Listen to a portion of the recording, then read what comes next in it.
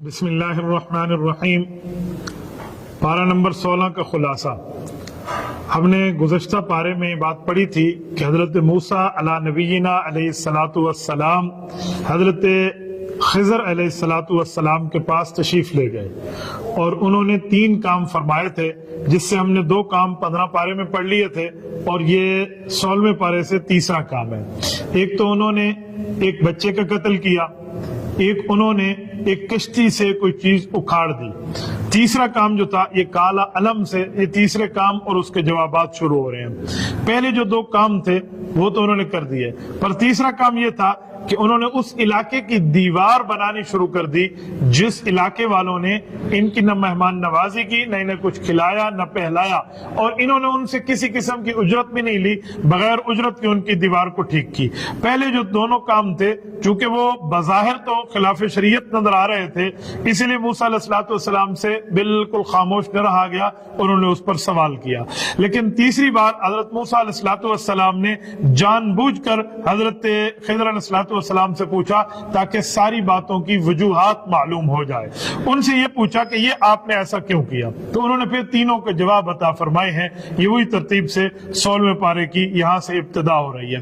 Number 1، وہ فرماتے ہیں میں نے کشتی کو اس لیے کھیڑا تھا کہ کشتی والے غریب لوگ تھے، آگے ایک ظالم بادشاہ تھا۔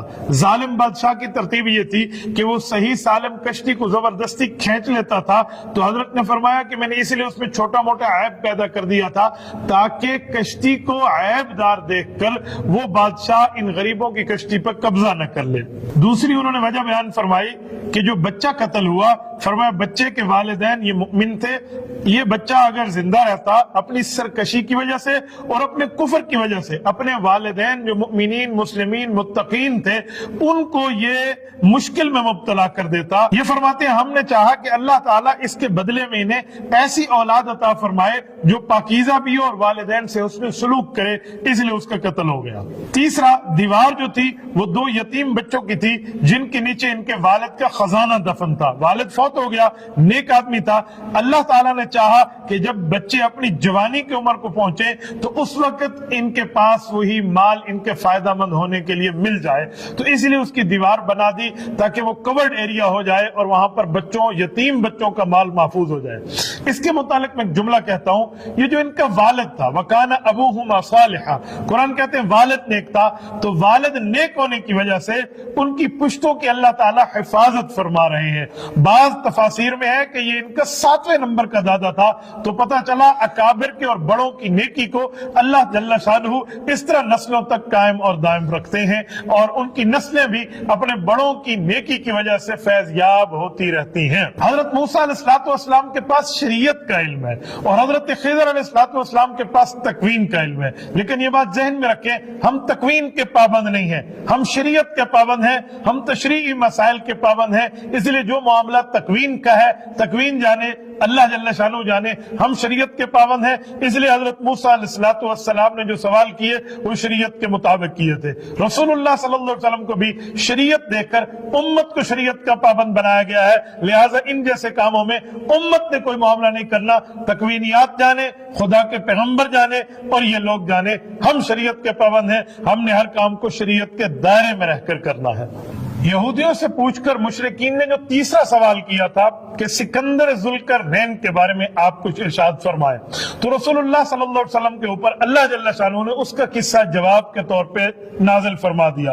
وَيَسْأَلُونَكَ عَنْ ذِي الْقَرْنَيْنِ کے اندر یہ اس واقعہ کا بیان ہے کہ سکندر ذوالقرنین جو تھے انہوں نے مشرق تا مغرب، بعض حضرات کہتے ہیں شمال تا جنوب یا جنوب تا شمال، انہوں نے سفر کیے ہیں اور بہت ہی لمبے سفر ہیں، ایک زمین کے کونے سے دوسرے کونے تک، یہ پوری یونیورسل پوری کائنات کا ٹریول کہلاتا ہے۔ تو یہاں پر انہوں نے یہ سفر کیے۔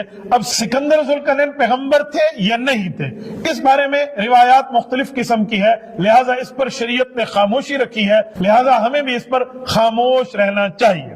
اب سکندر ذوالقرنین کو رب کریم نے اقتدار بھی دیا، وسائل بھی دیے، طاقت بھی دیا، تو انہوں نے پہلا سفر کیا۔ 3 سفروں کے بارے میں قرآن کہہ رہا ہے۔ پہلا سفر کیا مغرب تک، یہ مشرق سے مغرب تک گئے، وہاں ایک کالے دلدل نما چشمے میں انہوں نے سورج کو غروب ہوتے اپنی آنکھوں سے دیکھا۔ یہ دنیا کا بالکل آخری کونا تھا، اس کے بعد سمندر ہی سمندر تھا۔ پھر انہوں نے واپسی کا سفر کیا ہے، مشرق تک کیا ہے، اور مشرق میں جہاں سورج طلوع ہو رہا تھا انہوں نے وہاں پر جا کے اس کا نظارہ کیا۔ ان کے بعد اس کا تیسرا سفر جو ہے وہ تیسرا سفر غالباً شمال کا ہے۔ جب یہ وہاں گئے تو وہاں کے لوگ یاجوج اور ماجوج کی تکالیف کی وجہ سے تنگ آ چکے تھے۔ انہوں نے حضرت سکندر ذوالقرنین سے یہ عرض کی کہ آپ کو ہم ہر چیز پرووائڈ کرنے کے لیے تیار ہیں، آپ ہمارے ساتھ ایک مدد کا معاملہ کریں کہ ہم میں اور یاجوج اور ماجوج کی قوم میں ایک دیوار لگا دیں، ایک باڑ لگا دیں، لائن آف کنٹرول لگا دیں، سرحد بنا دیں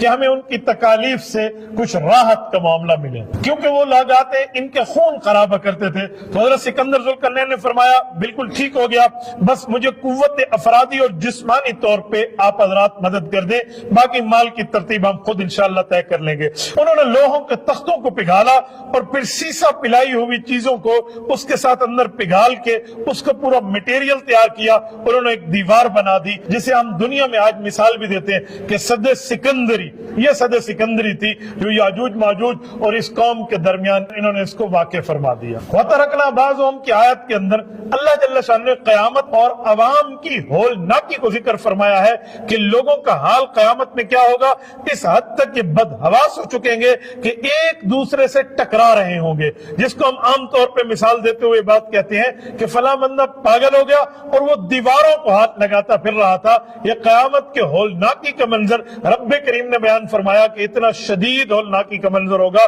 گویا لوگ دیواروں کو اندر ٹکرا رہے اور وہیں پر ہاتھ لگا رہے۔ اس سے اگلی آیت میں اللہ جل شانہ نے اپنی صفات کو ذکر فرمایا، قُل لَوْ كَانَ الْبَحْرُ مِدَادًا لِكَلِمَاتِ۔ اس آیت کے اندر یوں ارشاد فرمایا کہ رب کریم کی قدرت، اللہ کی صفات، اللہ کی طاقت اور اللہ کے کمالات یہ لامنتہائی ہیں، یہ بالکل اس کی کوئی تعداد نہیں لکھی جا سکتی، بلکہ یہاں تک فرمایا کہ اگر انہیں لکھا جائے ریٹن شکل میں کہ اللہ کی طاقت، اللہ کا کمال، اللہ کی قدرت کیا ہے، اللہ کی صفات کیا ہے، تو فرمایا جتنے سمندر ہیں یہ تمام سمندر خشک پڑ جائیں اور اللہ کی صفات اس کے بعد بھی پوری نہیں ہو سکتی۔ اس سے اگلی آیت میں قُلْ إِنَّمَا أَنَا بَشَرٌ مِثْلُكُمْ يُوحَىٰ کی آیت کے اندر رب کریم نے جو بات ارشاد فرمائی ہے وہ یہ ہے کہ اے نبی پاک صلی اللہ علیہ وسلم آپ اعلان فرما دیں، رب کریم نے مجھے نبوت کی تاجداری دی ہے اور مجھے تمام انبیاء کا سردار بنایا ہے، تو میں بھی ایک انسان ہوں، انسانیت کی بات کر رہا ہوں۔ اس سے ایک عقیدہ واضح ہوا کہ اللہ تعالیٰ اعلیٰ درجے کے انسانوں کو نبی بنا کر بھیجتے ہیں۔ فرمایا میں بھی انسان ہوں، میرے اوپر اللہ وحی بھیجتے ہیں اور تمہارے اوپر وحی نہیں آتی۔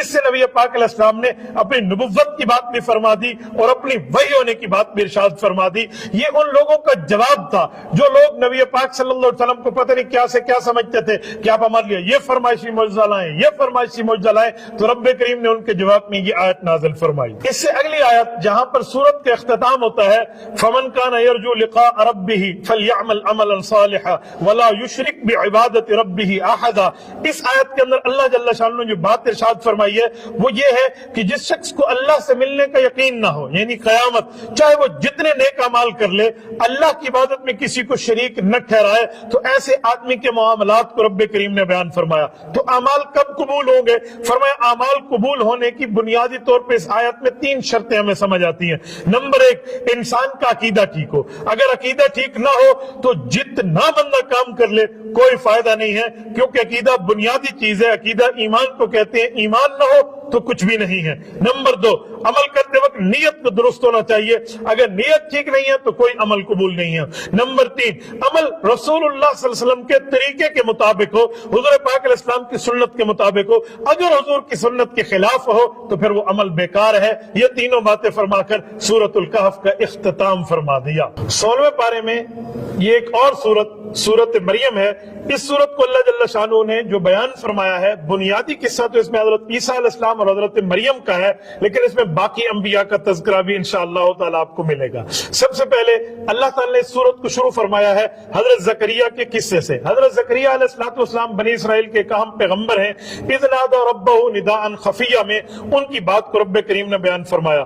انہیں بالکل بڑھاپا آ چکا تھا، ان کی اولاد نرینہ میں بیٹا نہیں تھا، انہوں نے اللہ تعالیٰ سے دعا کی فَهَبْ لِي مِن لَّدُنْكَ وَلِيًّا، اے اللہ مجھے اپنے قریب سے اپنا دوست اور مجھے اپنا بیٹا یعنی میرا بیٹا عطا فرما دے، یرثنی ویرث من آل یعقوب واجعلہ ربی رضیہ، اے اللہ اسے اپنا پسندیدہ بنا اور میرا اور میری آل کا یعنی یعقوب علیہ السلام کی آل کا اس کو وارث بنا۔ اللہ تعالیٰ نے یہ دعا قبول فرمائی۔ اب سوال اٹھتا ہے کہ ہمارا عقیدہ اور نظریہ اہل اسلام کا کہ انبیاء کی وراثت نہیں ہوتی، یہاں تو یہ لفظ آ رہا ہے کہ انہیں وارث بنا، تو یہ بات خوب سمجھ لینی چاہیے، یہاں وراثت سے مراد مالی وراثت نہیں ہے، علمی، روحانی، دینی، اسلامی، ایمانی، شریعت کی وراثت مراد ہے۔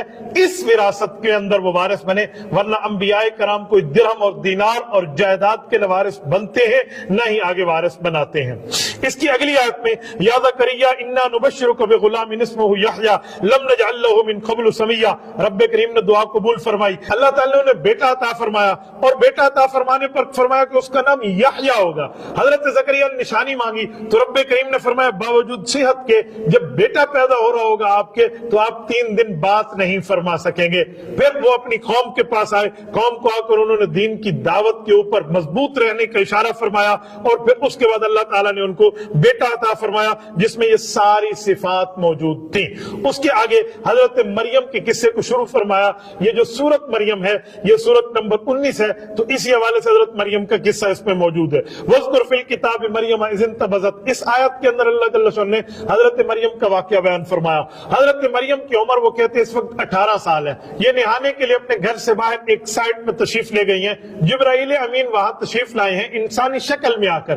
حضرت مریم نے دیکھا ایک مرد آ گیا اور وہ بھی ایک زنان خانے کے قریب، فرمایا میں اللہ کی پناہ مانگتی ہوں تو یہاں سے دور ہو جا۔ انہوں نے فرمایا پناہ مانگنے کی بات نہیں ہے، میں کوئی انسان نہیں ہوں، میں تو فرشتہ ہوں۔ فرمایا فرشتہ ہے تو کیا کر رہا ہے ادھر آ کر؟ وہ فرمانے لگے لِأَهْبَ لَكِ غُلَامًا زَكِيًّا، ہم چاہتے ہیں کہ ہم آپ کو بیٹا عطا کریں۔ انہوں نے کہا رب کریم مجھے آپ کے ذریعے بیٹا کیسے عطا فرمائے گا؟ وَلَمْ يَمْسَسْنِي بَشَرٌ وَلَمْ أَكُ بَغِيًّا، نہ میری شادی ہے نہ میں بدکار ہوں۔ انہوں نے فرمایا آپ بدکار بھی نہیں ہوگی، آپ کی شادی بھی نہیں ہوگی۔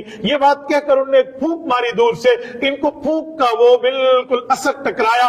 فحملت، قرآن کہتے ہیں فحملتہ، یہ اس وقت امید سے ہو گئی ہیں اور ان کو اللہ تعالیٰ نے بیٹا عطا فرمایا۔ پریشان ہو گئی، اتنی پریشان ہوئی سر پہ ہاتھ مارا اور کہا یا لیتنی مت قبل ھذا وکنت نسیا منسیا، انہوں نے کہا اللہ میں تو مری ہوئی ہوتی، بھولی بھلائی ہوئی ہوتی، کیا ہو گیا میرے ساتھ؟ بہرحال رب کریم نے ان کو وہاں پر کھانے کی چیزیں پینے کی چیزیں عطا فرمائی اور اللہ تعالیٰ نے آخر میں ان کو بچہ عطا فرمایا۔ یہ بچہ لے کر اپنی قوم کے پاس آئی، قوم نے پوچھا کیا ہوا مریم، کہاں سے بچہ آیا؟ تیرا باپ شریف، تیرا بھائی شریف، تیری ماں شریف، کہاں سے بچہ آیا؟ رب نے بولنے سے منع کر دیا تھا۔ حضرت مریم علیہ السلام نے فرمایا بچے سے ہی پوچھو۔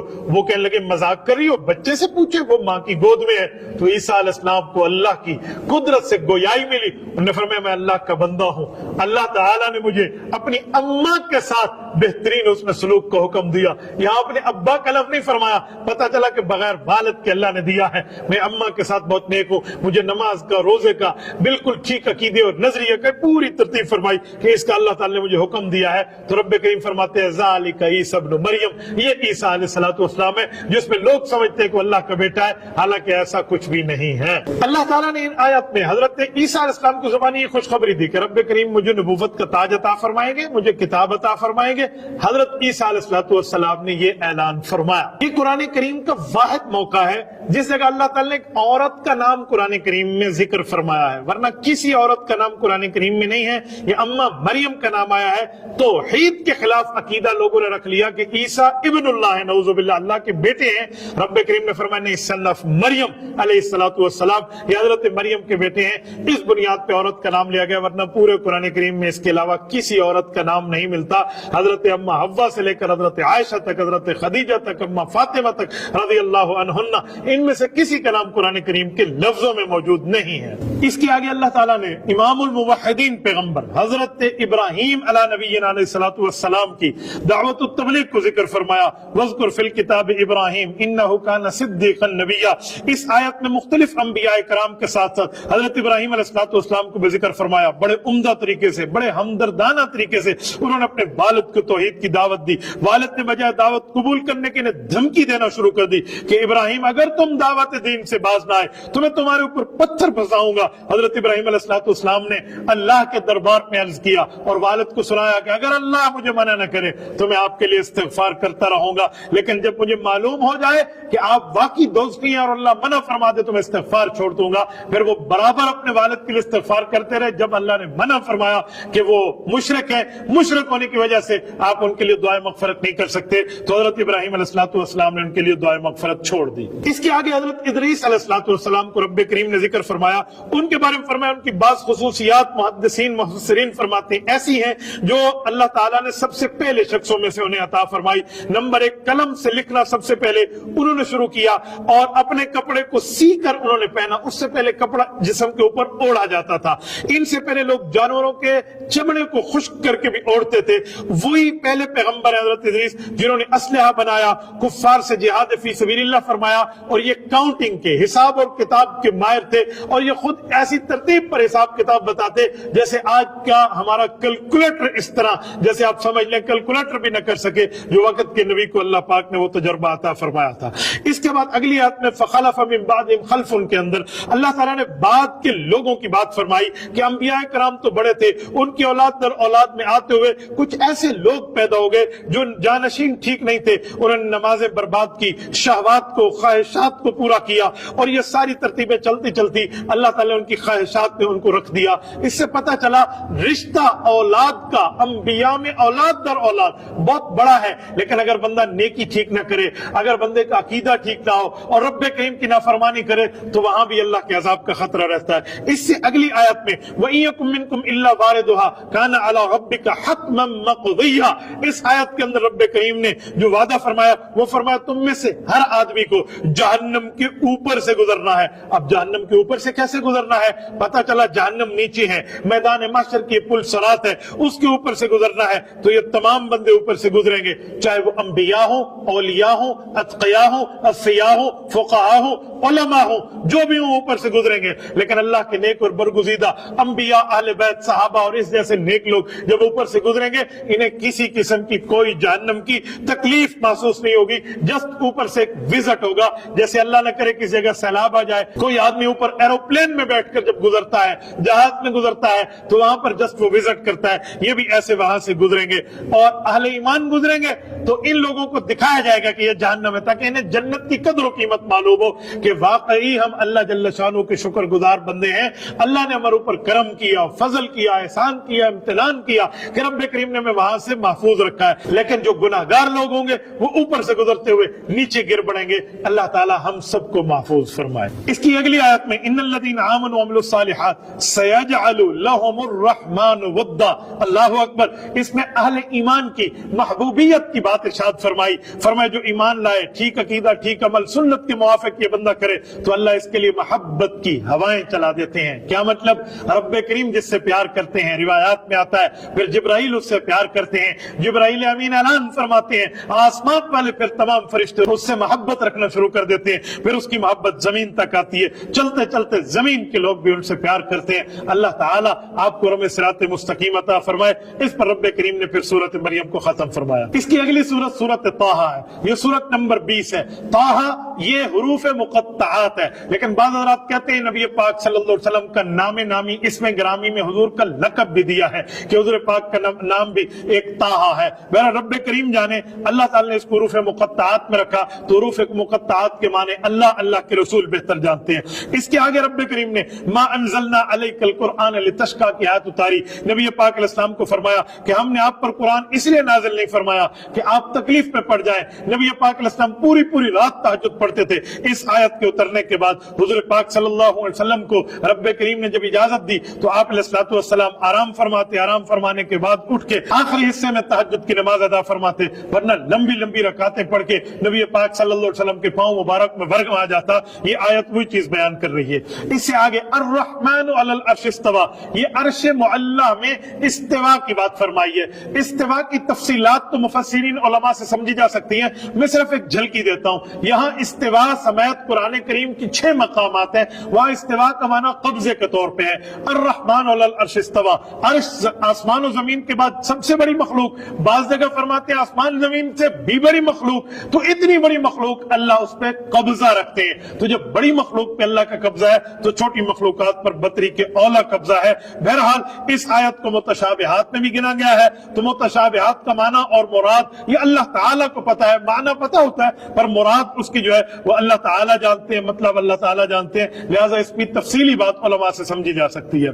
इससे आगे वहल अता का हदीस मूसा में हजरत मूसा अलैहिस्सलाम का तफसीली जिक्र फरमाया जा रहा है कि मूसा अलैहिस्सलाम विद फैमिली तशरीफ ला रहे हैं मदियन से, रास्ता भूल गए हैं, एक दरख्त के अंदर से आग निकलते देखी तो अपने घर वालों का यहाँ रुके, मैं वहां जाता हूँ, कुछ आग लाता हूँ या उन लोगों से कुछ रास्ते के बारे में मालूमात लेता हूँ। जब मूसा अलैहिस्सलाम वहां पहुंचे तो हैरानगी से देखा वहां कोई शाख भी नहीं जल रही, कोई पत्ता भी नहीं जल रहा, कोई टहनी भी नहीं जल रही, कोई तना भी नहीं जल रहा। वो आग है तो सब चीज सलामत है, उसके अंदर आग निकल रही है। मूसा अलैहिस्सलाम वहां ठहरे तो वहां ऐलान होकर जवाब हुआ, ऐ मूसा मैं आपसे आपका रब बात कर रहा हूं, इन्नी अनल्लाह ला इलाहा इल्ला आना फअबुदनी।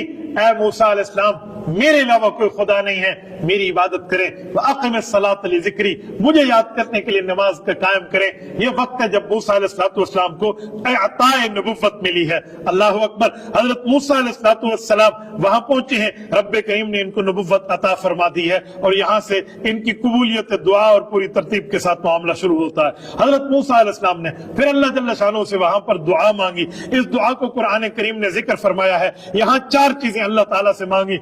रब्बि इश्रह ली सदरी, ए अल्लाह मेरे ऊपर मेरा काम खोल दे, ताकि मेरे ऊपर मेरा काम खुले, मैं अगले लोगों को बता पाऊं कि मेरा काम क्या है। वयस्सिर ली अमरी, ए अल्लाह मुझे इस काम की असबाब अता फरमा दे, असबाब अता फरमाए ताकि मैं आगे तक दीन पहुंचा सकूं। और आगे फरमाया वहलुल उक़दतम मिन लिसानी, ए अल्लाह मेरी जुबान को फसीह फरमा दे, वाज़ेह फरमा दे। जुबान में एक छोटे से वाक़ये की वजह से जो लुकनत आई थी, ए अल्लाह उसको खत्म फरमा ले। यफ़क़हू क़ौली, ताकि अवाम तक मैं अपनी बात समझा पाऊं। फिर उसके बाद अपने भाई हजरत हारून के लिए मुआविन होने की दुआ मांगी। अल्लाह ताला ने उनको भी इनके भाई को नबुव्वत अता फरमाकर इनका साथी बनाया। फिर उसके बाद हजरत मूसा अलैहिस्सलाम के बचपन के वाक़ये को रब्बे करीम ने यहाँ बयान फरमाया कि संदूक में रखकर उन्हें जो है ना दरिया में रखा गया था, दरिया में डाल दिया गया था। इनकी बहन एक आंख के साथ एक आंख खोले यूं साथ साथ चलती थी, कल अखियों से देखती हुई आई तो वहां पर फिरौन के महल में पहुंचा और यूं रब्बे करीम ने फिरौन के घर में उसके सबसे बड़े दुश्मन और अपने सबसे बड़े महबूब उस जमाने के जो थे अल्लाह ताला ने उनकी वहां परवरिश फरमाई। इसको अल्लाह ताला ने यहाँ जिक्र फरमाया। अब अगली आयत के अंदर फिर अल्लाह ने हजरत मूसा और हजरत हारून को हुक्म फरमाया कि आप जाइए और फिरौन के पास जाकर दावत दीन दीजिए। इसकी अगली आयत में यूं चलते चलते अगली आयत के अंदर रब्बे करीम ने जो बात फरमाई है उसको मैं समझाने के लिए यूं कह सकता हूं कि पहुंची वहीं पे खाक जहां का खमीर था। मिन्हा खलकनाकुम व फीहा नुईदुकुम व मिन्हा नुखरिजुकुम तारतन उखरा। यहां से रब्बे करीम ने फरमाया जहां से पैदा हुए हो वहीं लौटाए जाओगे, वहीं से तुम्हें दोबारा खड़ा किया जाएगा और उठाया जाएगा। हदीस पाक में एक बंदा जहां दफन होता है उसकी मिट्टी वहां से उठाई जाती है, बल्कि बाज़ रिवायात में है, मसलन हजरत इमाम इब्न असाकिर रहमतुल्लाह अलैह ने भी इसको जिक्र फरमाया है और तारीख इब्न असाकिर में रिवायत मौजूद है, खुलिक़तु अना व अबू बकर व उमर मिन तीनतिन वाहिदतिन। नबी पाक सल्लल्लाहु अलैहि वसल्लम ने फरमाया मैं और अबू बकर और उमर एक मिट्टी यानी करीब करीब मिट्टी से पैदा किया गया। तो रब्बे करीम ने इनको कब्रें भी इकट्ठी अता फरमाई हैं। इससे अगली आयत में रब्बे करीम ने हजरत मूसा अलैहिस्सलाम हजरत हारून का बनी इसराइल के पास जाना, फिरौन के पास जाना, उनको दावत देना, इस वाकयात को रब्बे करीम ने बयान फरमाया। कज़ालिक नकुस्सु वाली आयत के अंदर रसूलुल्लाह सल्लल्लाहु अलैहि वसल्लम की रिसालत को रब्बे करीम ने बयान फरमाया और यहाँ ये बात इरशाद फरमाई कि हुजूर पाक अलैहिस्सलाम को नबी उम्मी होने के बावजूद रब्बे करीम ने वही अता फरमाई। हजरत मूसा अलैहिस्सलाम का यह तफसीली वाकया हजरत रसूलुल्लाह सल्लल्लाहु अलैहि वसल्लम को सुनाया। इससे समझ आया हुजूर पाक अलैहिस्सलाम नबी भी हैं और अल्लाह ताला की तरफ से रसूल भी हैं सल्लल्लाहु अलैहि वसल्लम। इसके आगे हजरत آدم अलैहिस्सलाम की इसमत को बयान फरमाया, हजरत आदम अलैहिस्सलाम के वाक़ये को बयान फरमाया कि रब्ब करीम ने इन्हें इस दरख्त की तरफ ना जाने को हुक्म फरमाया था, उनने भूल फरमा ली और भूल की वजह से वो वहीं चले गए। तो जो भूल हो जाए ये इस्मत अंबिया के खिलाफ नहीं है। अहल सुन्नत वल जमात का अकीदा और नजरिया है कि अंबिया कराम छोटे और बड़े हर किस्म के गुनाहों से महफूज होते हैं, इसलिए नबी किसी किस्म का गुनाह कोई नहीं करता। इनकी अगली आयत के अंदर अल्लाह ताला ने 5 नमाजों को जिक्र फरमाया है, वसब्बिह बिहम्दि रब्बिका क़ब्ल तुलूइ शम्सि व क़ब्ल ग़ुरूबिहा व मिन आनाइल लैलि फसब्बिह व अतराफ़न नहार लअल्लका तर्दा। इस आयत में अल्लाह ताला ने 5 नमाजों को सबूत हम अल्लाह ताला की किताब से पेश कर सकते हैं। तो अल्लाह ताला ने यहाँ 5 नमाजों की बात फरमाई है। क़ब्ल तुलूइ शम्स से फजर की नमाज मुराद है, क़ब्ल ग़ुरूबिहा से ज़ोहर और असर की नमाज मुराद है, व मिन आनाइल लैल से मगरिब और इशा मुराद है, अतराफ़न नहार फरमाकर मगरिब और फजर की नमाज की गोया ताकीद फरमाई है। इसके आगे वला तमुद्दन्न ऐनैक की आयत के अंदर दुनिया से बेरग़बती की बात को इरशाद फरमाया कि नबी पाक अलैहिस्सलाम को खिताब फरमाकर फरमाया कि जो हमने कुफ्फार को दिया इस पर आप नजर उठा के न देखें। हुजूर की जबान से आपको और मुझे समझाया जा रहा है कि दुनिया का माल है, लिहाजा अल्लाह का दिया हुआ रिज़्क बेहतर है, बाकी रहने वाला है। आप खुद भी नमाज पढ़ें, घर वालों को भी तरगीब दें, नबुव्वत को कहकर उम्मत को इसका हुक्म दिया जा रहा है। और तो यूं 16वें पारे को यहाँ पूरा कर दिया गया है। जज़ाकुमुल्लाहु तआला व आखिरु दअवाना अनिल हम्दुलिल्लाह।